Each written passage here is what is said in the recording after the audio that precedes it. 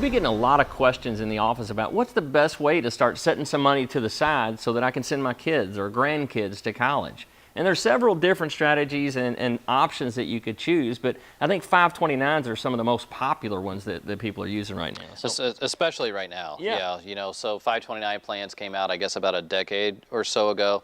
And I think the reason why they're so popular is because you can put the largest amount of money into them. Yeah. Currently, you can put $14,000 per year into a 529 plan, or you can do a lump sum of $70,000 to kind of get it jump started per person. Okay. So if you're wanting to do this for your child or grandchildren, you know, a married couple obviously could do $140,000 into the plan. And then the advantage will be moving forward, you don't pay any taxes on any of the growth.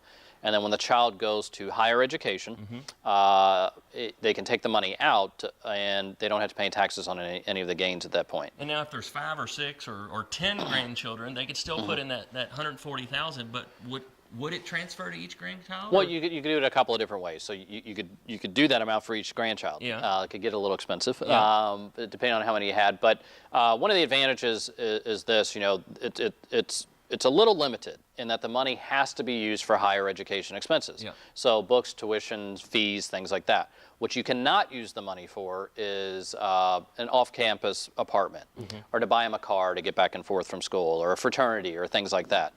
Or what if they don't go to college? Right. You know, now you start to run into some issues. What if they get a scholarship, which is what everybody hopes for? Right. You don't need the money. What you can do is if you take the money out, if it's not used for higher education, you're going to pay a 10% penalty plus tax on the gains. But you can roll the money to any other relative. So you could roll it to the next grandchild, or a niece or a nephew. You could actually use the money yourself if you want to go back to school. Okay. But it has to, again, be used for higher education expenses. And that's one of the catches to it that a lot of individuals don't necessarily like that much. Some other options that you'll see that individuals have used in the past, there's the Education IRA, where, again, that money could be used not only for higher education, but you could also pay for some private high schooling. But the amount of money you could put into it is so low. It's just, you know, a few $1,000s a year. So you don't really see individuals using that often. Another option that's not as popular as the 529 plan would be the old UGMA or UTMA accounts, Yeah. where there's some tax benefits there. You can put money into them. They're going to grow tax deferred, but when the child turns 18, when he or she starts to take money out, they're going to have to pay taxes on the growth at that point. The good news is it's going to be at their tax rate, which is probably less than your tax rate because they're probably not earning much income.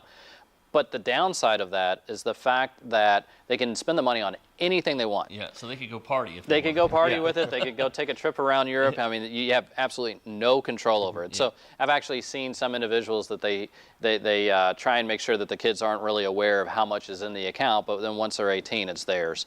Right. So any other options, Jordan? I mean, those are what we see more often than not, but anything else that individuals can use? You could use just a plain non-qualified account just in the couple's name. So non-qualified obviously being after tax. Yeah. So what's the benefits of that? Maybe flexibility? Flexibility, a lot of control too, a lot more control over the assets, whereas like with an UGMA or an UTMA, at 18 they can do whatever they want with it. The 529, we can only use it for educational purposes, because maybe with a non-qualified or an after-tax account, maybe the kid wants to buy a home or do something like that. And then they could also use it for education as well. And then there's a Coverdell ESA as well that you could use. But the 529, in my opinion, is a better option because it's growing tax-free. You fund it after tax dollars, where the ESA, it's similar to an IRA. Yeah, now the 529 plans have changed a little bit over the years, because I know when they originally were started, you had a contributory 529 plan, meaning you put money into it and you invest it, and hopefully it grows with the market.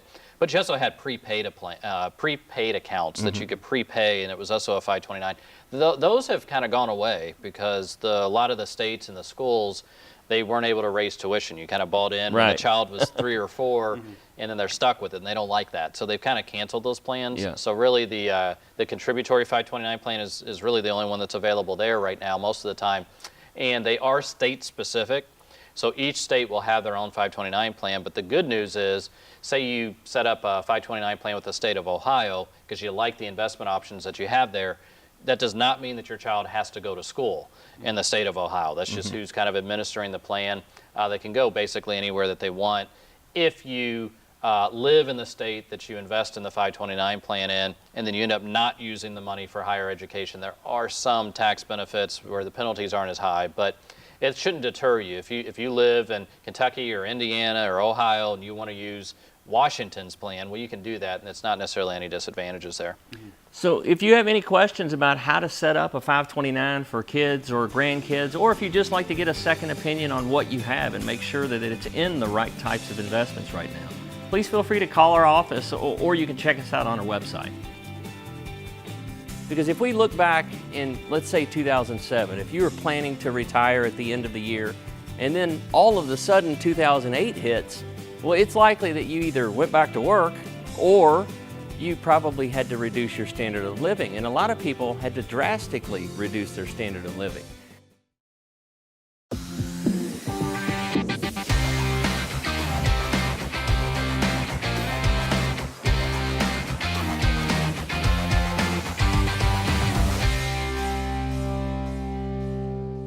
The title of this segment is Fear is a Good Thing. And the reason that I say that is because fear is a good motivator, and it keeps you sharp. And if we look at a year like 2008, for example, if you're afraid that something like that could happen again moving forward, I think that that's a good thing. Because if we look back in, let's say 2007, if you were planning to retire at the end of the year, and then all of a sudden 2008 hits, well, it's likely that you either went back to work or you probably had to reduce your standard of living. And a lot of people had to drastically reduce their standard of living. So if you're retired or within about 10 years of retirement, then I think fear is a really good thing to be thinking about, because if you're assuming, well, my advisor has my best interest in mind, that could be a very, very costly mistake. The reason that I say that is because if you're going to the bank has several different investments that they could offer, but they're only going to recommend what the bank has to offer. And I'll show you what those are here in just a few minutes. If you go to an insurance agent, they're going to make life insurance or annuities are going to fit everyone. And then if you work with someone that's representing Wall Street, meaning mutual funds or stocks, things of that nature, then they're only going to recommend what they have to offer. So it's important that you're working with someone that can work in all three of these different areas. So let's talk a little bit about the different options that are available at each one of these different investment worlds. So with the bank, you have things like CDs, you have money market, you have savings accounts, checking accounts. So basically, what you want your bank for is your liquidity. So anything that you're going to spend over the next 6, maybe 12 months. Anything over that, you're going to want to make some money so you can at least keep up with and hopefully outpace inflation. When it comes to insurance world, you have things like life insurance. You have fixed annuities. You have indexed annuities, and you have variable annuities. So we'll say indexed.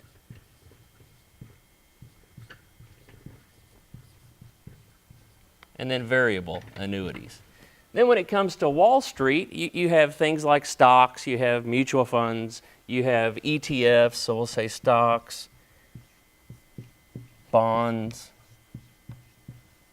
mutual funds, and then you have ETFs. So what they're going to do is they're going to fluctuate in value. They're going to go up and down depending on how the market is doing. So really, all of these three different types of investments, they each have their place in your portfolio. So as I mentioned earlier, the bank, this is where you want your liquidity. So your 6 to 12 months of your expenses, your monthly expenses you want to have in some type of bank vehicle. And then where you would get your guaranteed strategies, so this may be something that you want to count on for the rest of your life.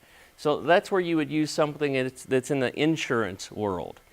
And then with your kind of play money or anything over and above what your guaranteed in your liquidity is, then there is where you can afford to take a little bit of risk and follow the volatility of the market.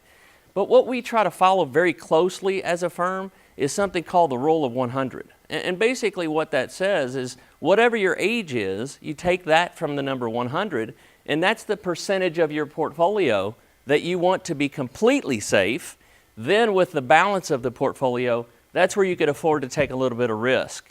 So if you have any questions about how your portfolio is set up, I think that fear is a good thing right now. So get out and make sure that things are set up appropriately to fit the goals and the objectives that you have moving into the future. This isn't something you want to leave to chance. So if you have any questions, feel free to call our office and/or visit our website. And so what we set up was a portfolio that would remain completely liquid, meaning they could take money out whenever they wanted to. We secured it by making sure that we didn't take too much risk with it. Wanted to keep it as safe as we possibly could, but still earn a rate of return that was going to keep up with and outpace inflation.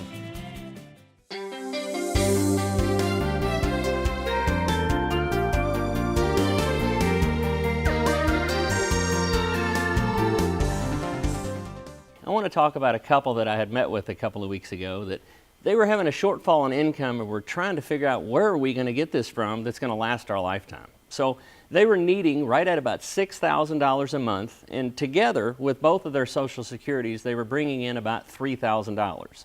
So their shortfall was $3,000. Their portfolio, with combining their 401ks, we had right at $1 million. So to figure out exactly how we could provide for that income, Jordan, will you help a little bit with that? Yeah, of course. So what we did with the $1 million portfolio is their goal was $3,000 a month. So what we did is we set aside about half of the portfolio, $500,000, and that was able to generate them the additional $3,000 that they needed for life. And then the other portion, we managed it, and they had the opportunity to take some trips with it, maybe if they needed to buy a car or if they needed a new roof. So that was kind of their backup / fund money, if you will. Now, what do you mean by $500,000 guaranteed the income for life? Did they lose access to that money? Do they still have access to it? How is it guaranteed for life? Why don't you share with our viewers a little bit about how that works? Yeah, well, what we used in that situation is an investment tool that we oftentimes talk about, the index annuity. And what the index annuity does is it grows with the market, but when the market falls, it doesn't lose anything. So that's how we were able to protect both our principal, what we put in, and our growth. So then, of course, we covered the $3,000 because with index annuities, it actually can guarantee you an income stream for life, which is an awesome feature with that tool because not a lot of investments do that. And what that means when you say that, if the market grows more than you took out of it, they could actually get a raise with that. But if the market falls in value, then they're safe and protected and maintain that income. So, Matt, would you mind sharing a little bit about what we were able to do with the managed accounts on that portfolio? With the other portion of the money, once you've solved for income, like Jordan was mentioning, and in this particular case, it's just unique how the numbers worked out like this, pretty easy to talk about. You know, $500,000 solved the income need. Yep. So now we've got that taken care of for life. The other money, though, they still needed to do something with it, you know, and it could still generate some things for them. So they had the desire to have an account or a portfolio where they don't need monthly income from it, but it would be nice when they want to maybe take a trip. In this particular couple, they really like the idea of taking the entire family, you know, maybe once a year, once every 2 years. So they wanted an account where they could take some withdrawals for that. He's kind of a car guy, and so he wanted to have an account that when he was ready to buy his next toy or his next new car, had an account that he could go withdraw from for that. And so what we set up was a portfolio that would remain completely liquid, meaning they could take money out whenever they wanted to. We secured it by making sure that we didn't take too much risk with it. Wanted to keep it as safe as we possibly could, but still earn a rate of return that was going to keep up with and outpace inflation. And now they have their income completely protected, but they still have plenty of access to liquidity and dollars for kind of the fun money or the fun accounts. And in that type of an environment, when you earn a higher return than what you had thought of or thought you were going to earn, because that happens from time to time, it's kind of found money then. So then you can use those dollars to maybe take 2 trips instead of 1, or maybe give more money to a church or charity, things of that nature. Or a new Corvette was what he was wanting. Or he's planning on the new Corvette. Yeah, like we said, he was kind of a car guy, so he was looking for a new Corvette. So that's basically how we handled it for this particular couple. Why don't you tell me a little bit about how they felt once we were done with the planning process? Oh gosh, when they came into the office, they were, I mean, in a panic mode. They thought, how are we going to get guaranteed income without any risk? So we ran the retirement income analysis there, and that was what helped give us the roadmap to be able to plan all of this out for them. So when we meet with individuals and we share the retirement income analysis, and basically what that is you may have heard us talk about that on the show before. It's our red line report, and where we see a red line, that means we've ran out of money. So our job as advisors is to get that after 100 years old. When we meet with individuals, I would say maybe 1 out of 3 actually get it right. 2 out of 3 are going to start to struggle at some point. So they thought that they were going to be in that struggle portion, when in actuality they were golden. I mean, so they were both very emotional, and this is my favorite part of the job, is when I get to share that you've done a great job and position yourself for retirement. You're never going to run out of money. You're in good shape. It's awesome. Yeah, I think that this is probably, we do a lot of things for clients, but probably one of the most rewarding things that we get to do, because it's really confusing and complex. Individuals work their whole life. Yep. They contribute to some sort of retirement account, usually a 401k or IRA, something like that. And they accumulate this nest egg, and they feel good about it typically, but they don't know what to do. What do we do now? Yeah, what do we do now? Yeah. Because it's really, retirement is exciting, but it's a little scary too, because you're going from accumulating money to distributing money, and that's really different. Everybody's very familiar with, you just have money withheld from your paycheck and it goes into a diversified mutual fund portfolio, and someday in the future, maybe you'll take some out, but when you retire, that day is now. Right. And how do you transition this nest egg into an income flow that's going to maintain your standard of living and allow you to have some fun along the way, maybe take some trips, buy some toys, but put yourself in a situation where you can do those things and still not ever have to worry about running out of money. So over the years, I know that we've helped, at this point, a couple thousand clients with their retirement plans. What you're talking about here, that you just experienced here recently with this particular couple, like you said, is one of the most rewarding things that we get to do. Yeah, so if you have any questions about your retirement and how you should set it up for your income and to last you the rest of your life, feel free to come by the office or visit us on our website. What do you think your largest tax liability that you hold in your portfolio, or what do you think your largest tax liability is? Most of the time we get answers like, well, my house or my salary. But actually, your largest tax liability is your qualified dollars.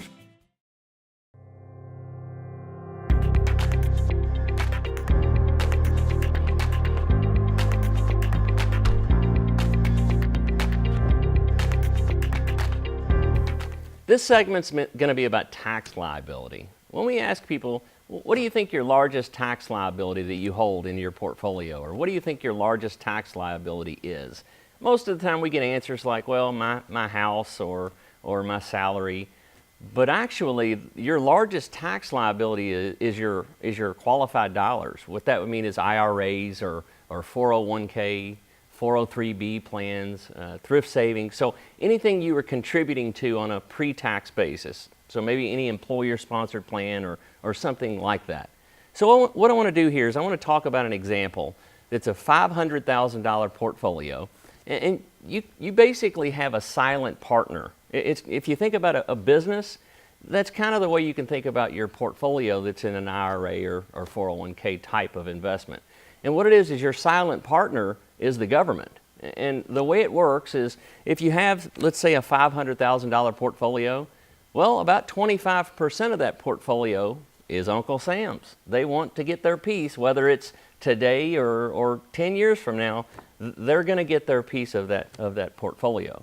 So we talk about Roth conversions, and a lot of times people will think, well, I make over $100,000 a year, I'm not eligible for a Roth. Well, the rules have changed. That's no longer the case. So you can actually do a Roth conversion even if you're in a higher income tax bracket.